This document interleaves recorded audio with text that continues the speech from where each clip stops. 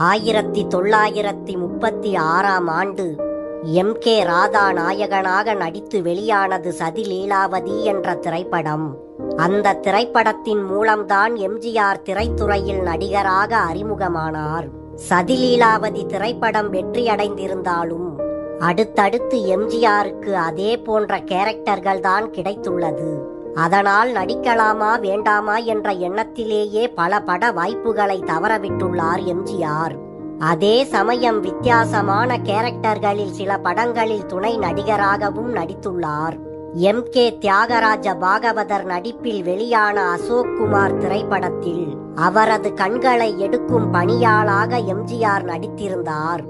பல போராட்டங்களுக்கு பிறகு 1947ஆம் ஆண்டு வெளியான ராஜகுமாரி திரைப்படம்தான் எம்.ஜி.ஆர். அவர்கள் நாயகனாக நடித்த முதல் திரைப்படம்.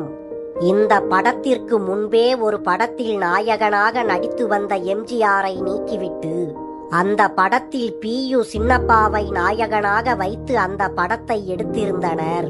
இதன் காரணமாக ராஜகுமாரி படத்திலும் அப்படி ஒரு சம்பவம் நடந்துவிடக்கூடாது என்பதில் எம்.ஜி.ஆர். உறுதியாக இருந்துள்ளார். ஆனாலும் கோவையில் நடைபெற்று வந்த இந்த படம் பல தடைகளை கடந்தே தயாராகி வந்துள்ளது. ஒரு கட்டத்திற்கு மேல் எடுத்த வரை படத்தை போட்டு பார்த்த தயாரிப்பாளர் ஜூபிட்டர் பிக்சர் சோமு மற்றும் அவருடன் இருந்த இணை தயாரிப்பாளர்களுக்கு இந்த படம் அவ்வளவாக திருப்தி இல்லை. இதனால் ராஜகுமாரி படத்தை இத்தோடு கைவிட்டு விடலாம் என்று முடிவு செய்துள்ளனர். அதே சமயம் ஜூபிட்டர் பிக்சர் சோமு அவர்கள் ராஜகுமாரி திரைப்படத்தின் பெரும்பாலான படப்பிடிப்பு முடிந்துவிட்டது, இன்னும் கொஞ்சம்தான் பாக்கி இருக்கிறது, மீதி இருப்பதையும் எடுத்துவிட்டு அதன் பிறகு பேசிக்கொள்ளலாம் என்று கூறியுள்ளார். ஜூபிட்டர் பிக்சர்ஸ் அதற்கு முன்பு தயாரித்த 2 படங்கள் தோல்வியை தழுவியதால் அவர்கள் 3வது தோல்வியை சந்திக்க தயாராக இல்லை என்று சொன்னாலும் ஜூபிட்டர் பிக்சர் சோமு கூறியதை தொடர்ந்து அவர்கள் ஒப்புக்கொண்டனர். இதன் காரணமாக ராஜகுமாரி திரைப்படத்தின் படப்பிடிப்பு தாமதமாக நடந்ததால் அந்த திரைப்படத்தின் படப்பிடிப்பு 18 மாதங்கள் நீண்டுள்ளது. இதனிடையே அந்த திரைப்படத்திற்காக தனக்கு பேசிய சம்பளத்தை முழுவதுமாக வாங்கிவிட்ட எம்.ஜி.ஆர். அவர்கள் அடுத்து படப்பிடிப்பின் போது தங்குவதற்கும் சாப்பிடுவதற்கும் என்ன செய்வது என்று தெரியாமல் அந்த படத்தின் பாதியிலேயே கோவையில் இருந்து சென்னை திரும்பிவிடலாம் என்று யோசித்த எம்.ஜி.ஆர். அதற்காக முயற்சியும் செய்துள்ளார்.